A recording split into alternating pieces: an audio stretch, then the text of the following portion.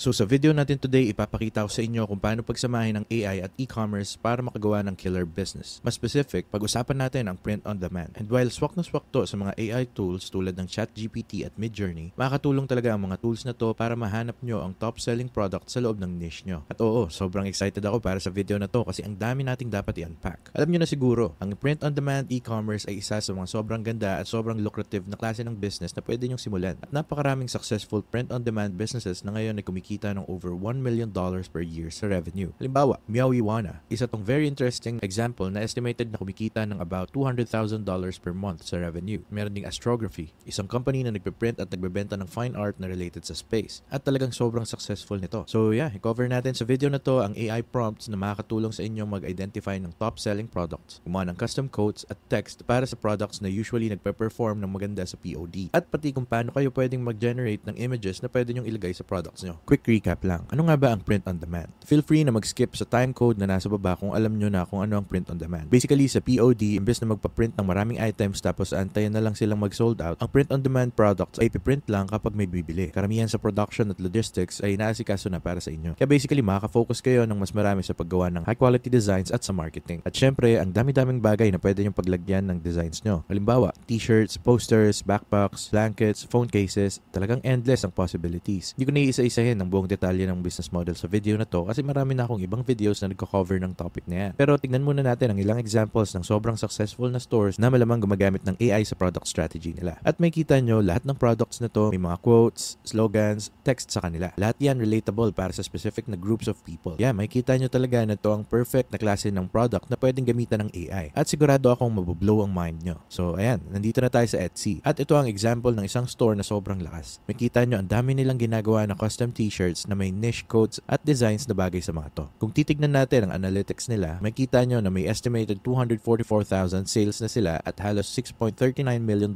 in revenue. Ayan, tignan nyo yung ilan sa mga products nila. Pinapakita rito kung ilang monthly sales ang meron sila at pati na rin total number of sales sa product na yun as of now. Grabe, may over 1,300 silang iba't ibang products. Lahat ng top print on demand. Kaya makita nyo, yung isa kumikita ng $120 per month, tapos yung isa maabot ng $11,000 per month. At lahat ng yan kapag pinagsama-sama nagiging sobrang significant na revenue. At nakakatuwa kasi kahit sino kayang gumawa ng ganitong klaseng designs at slogans. Pwede rin nating tignan ang store na Print and Arrow. Ito naman ang dami ring custom text, t-shirts at iba't ibang quotes. Very similar siya sa nauna nating example. Kapag pinasok natin to sa Aura, makikita natin na sa ngayon naka-over 130,000 sales na sila at halos $3 million in revenue. Isa sa pinaka-best selling products nila ay itong pregnancy announcement shirt. Kapag kinlik nyo to, makikita nyo na sobrang simple lang niya. Sobrang basic ng design. At itong particular shirt na to, nakabenta na ng over 2,000 times at naka-generate ng around $50,000 in total revenue. May isa pang store na tinatawag na Ghost Tees. Nakaabot na sila ng 45,000 sales. Ito naman, puro quotes at sobrang simple lang din ng designs. Hindi ko lang sure yung legality ng paggamit ng ganitong mga image sa t-shirts, lalo na yung mga movie related. Kaya yan yung isang bagay na kailangan nyo talagang siguraduhin na okay gawin. Pero ayan, isa na naman tong sobrang successful na store na puro movie quotes at novelty type ng mga bagay. Ngayon, pag-usapan natin kung paano natin pwedeng gamitin ng AI para gumawa ng mga store na kagaya ng mga to. Basically, ang goal natin ay gamitin ng AI para i-recreate ang success ng mga stores na to. Pero syempre, may sarili nating twist or spin. Mostly, magfo-focus tayo sa paggamit ng ChatGPT at Midjourney. Kasi sa print on demand, sobrang importante ng design work at pag-iisip ng mga ideas para sa slogans, quotes, at mga klase ng designs na pwede nating gawin. So, bibigyan ko kayo ng bunch of ChatGPT prompts na pwede nyong gamitin. So, pupunta ako dito at sasabihin, give me 10 inspirational phrases na pwede kong ibenta sa t-shirt, mug, bag, whatever it is. Syempre, pwede pa tayong mag-niche down. At ito talaga ang marirecommend ko. Huwag basta general quotes. Gusto natin ng quotes na talagang nagre-resonate sa smaller group of people. So halimbawa, give me 10 business quotes na pwede kong ibenta sa med students in college na poster. So ngayon, gumagawa tayo ng business quotes na attractive sa med school students at magwo-work sa poster. So click natin yung enter and bam, bibigyan niya tayo ng 10 different things na pwede natin gamitin. Of course, pwede tayong magbigay ng feedback kung gusto natin. Kung gusto mong mas maikli, pwede mong sabihin yon. Kung gusto mong mas longer yung quotes, pwede mo ring ilagay yon. Talagang isipin mo lang siya as a generator na kayang mag-create ng anything. Pwede mo siyang bigyan ng kahit gaano karaming feedback at iti-take niya yun into consideration para sa next output niya. Pwede mo ring sabihin na give me 10 entrepreneur slogans na pwede kong i-print sa t-shirt, make them funny and creative. So, sinasabi natin dito yung amount ng slogans na gusto natin, tapos yung niche, entrepreneurship, gusto natin ilagay sa t-shirt. So, maintindihan niya yun. At gusto natin na funny and creative sila. Ibig sabihin, the more context, the more details na ibibigay mo, mas gaganda at mas magiging accurate yung ideas na mabibigay niya sa'yo. So, click natin yung enter dito, then tignan natin kung ano yung binigay niya. Habang tinitignan natin to, I think think okay naman na yung mga binigay niya. Alam niyang relatable yung coffee and yeah, browse mo lang yung mga suggestions. Pwede mo pa siyang pabilhin ng mas marami kung gusto mo. Gamitin mo rin yung sariling judgment mo. Isipin mo kung alin yung tingin mong magkiklik or papatok. At i-take mo yung mga yon. Ito pa isang prompt. Give me 10 funny slogans na pwede kong ibenta as stickers. Para to sa mga tao na mahilig sa business at entrepreneurship na nasa 20s nila. Please, isulat sila na parang Monopoly cards. Bawat word dapat maximum 6 characters lang. So, ayan, kita nyo, mas detailed pa itong prompt na to. Targetin natin yung mga nasa 20s na mahilig sa business at entrepreneurship. Gusto natin funny yung tone, para siya sa stickers, at gusto natin mas specific yung style. Parang Monopoly cards. Sinabi rin natin na bawat word dapat hanggang 6 characters lang. Click natin yung enter and yan, boom. May bunch of ideas na tayong pwedeng gamitin. Nakikita nyo na Monopoly format talaga siya. Go! Collect 200 ideas, land tax, pain and coffee, jail just, networking time. Okay siya, and as you guys can see, specifically ginawa sila para sa stickers sa Monopoly style. Yung mga bagay na pwede natin gawing very specific kay ChatGPT ay yung length ng text. Pwede mong sabihin kung gaano kahaba or gaano kaikli yung gusto mo. Pwede rin nating sabihin yung demographics. So, sino yung tinatarget natin or sino yung gusto nating makarelate. Pwede rin nating iset yung tone ng text. Gusto ba natin na conversational siya, funny, uplifting, or kahit ano pang vibe. Pwede rin nating sabihin kay ChatGPT na gumawa siya ng text sa specific na format. Kagaya nung huling example natin, gumawa tayo ng Monopoly card format. Pwede rin natin gawin na dictionary format. Actually, endless yung mga pwede mong gawin dito. So, kung anong gusto mong i-emulate, pwede mong i-copy yung text, i-paste kay ChatGPT, tapos sasabihin mo lang, hey, gumawa ka ng parang ganito, naka-format na tulad nito. At alam niya na kung paano yung gagawin. Kaya kung gagamitin mo lahat ng parts na to sa command mo, makakakuha ka ng ChatGPT output na sobrang specific at sakto sa gusto mo. Ngayon, pag-usapan naman natin yung iba't ibang ChatGPT prompts na pwede nyong gamitin para sa Midjourney. Sabihin ko lang, kung meron kayong ChatGPT Plus, meron kasing plugin na tinatawag na Photorealistic. At basically, pwede nyong gamitin yun para makakuha ng prompt sa Midjourney. Pero kung wala naman kayong Plus, pwede nyo pa rin gamitin directly si ChatGPT. So, ganito lang. Gusto ko kayong mag-type nito. Here's a Midjourney prompt formula. Image word, prompting, 5 descriptive keywords, camera lens type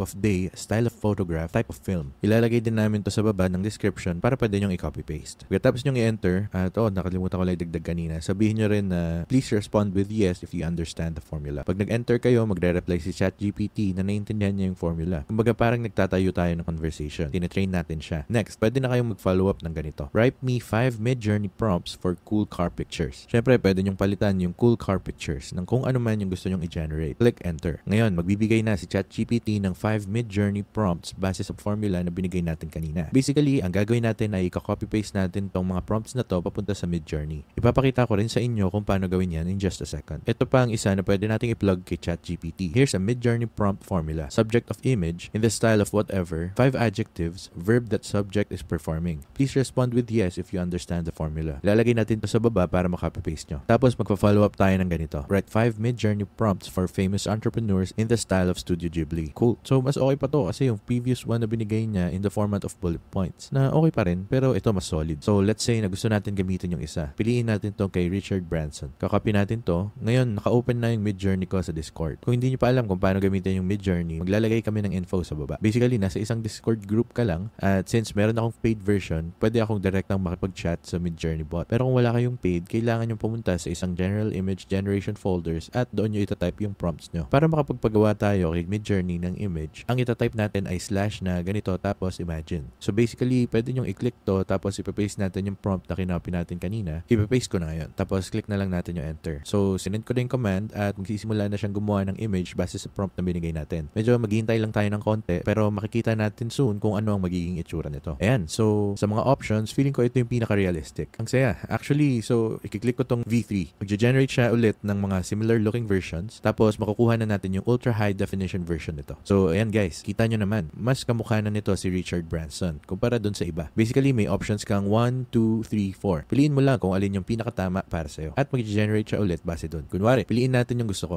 Sige, yung number 3 ulit. I-click ko yung U3 at ngayon mag-generate na siya ng high definition image nun. After nito, pwede na nating i-copy or i-save yung image. So, bam! Essentially, yung magagawa nyo dito sa image na to ay ilagay siya sa shirt, sa mug, sa notebook, kahit ano na gusto nyong paglagyan. At yun na yung tinatawag natin na print on demand. Pwede rin natin kunin yung isa sa mga na-create natin kanina. Kunwari, gusto natin yung particular na slogan na to. We'll trade equity for coffee. Pwede rin natin tong ilagay sa t-shirt. So once na meron na kayong mga idea para sa mga products na gusto nyong ibenta, kailangan nyo na ng print on demand service. At yung marerecommend ko talaga ay si Printful. Libre lang siyang gamitin at kukuha lang sila ng cut kapag nakabenta ka na. Kaya super okay siya para sa mga beginners. Basically, sila na ang bahala sa fulfillment, packaging, at shipping. Ang gagawin nyo na lang ay pumunta dito at mag-sign up. Pwede kayong mag-sign up gamit ang Google, Apple, Facebook, or kahit email lang. I-enter nyo yung info, i-click yung I agree to the terms of service and privacy policy. Tapos click sign up. Sige, check natin yung pricing nila. Ayan, makikita nyo, meron silang free plan na may lahat ng kailangan nyo para makapagsimulang magbenta. At magbabayad lang kayo after may umorder. So, literally, zero risk para sa inyo. Pero meron din silang additional features na pwede nyong i-upgrade kapag kailangan nyo na. Kahit naka-free plan lang kayo, sobrang dami na nilang free integrations. Pwede na kayong magpa-ship worldwide. Meron silang design maker na may built-in visuals at tools gaya nilang gumawa ng mock-ups para sa products nyo. Meron silang logo maker, white label packing slips, 24/7 customer support, at meron pa silang resource hub kung saan pwede kayong matuto ng madami tungkol sa print on demand. Ngayon, recently, nagdagdag sila ng growth at business plan. Mga discount membership programs na makakatulong magpalaki ng POD store nyo nang mas mabilis at makakakuha kayo ng mas malaking profit. Sa Printful Growth, pwede kayong makakuha ng product discounts na hanggang 30% at 7% off sa branding placements tulad ng labels at sleeve prints. Yung business plan, mas mataas pa ang discounts at may extra features pa tulad ng free digitization at mas mataas na discount sa sample orders. Kaya kung seryoso kayong gusto nyo talagang i-scale up ang print-on-demand store nyo, highly recommended ko na mag-upgrade kayo sa isa sa mga plans na yan. Pero gaya ng sabi ko kanina, kung nagsisimula pa lang kayo, sapat na yung free plan. So ngayon, ipapakita ko sa inyo kung paano mag-design sa iba't ibang products. Nandito ako ngayon sa dashboard ng account ko. Punta lang ako sa product templates. Makita nyo dito yung mga products na nagawa ko na dati. At ngayon, gagawa pa tayo ng mas marami pang product templates. So i-click ko lang yung button na yan.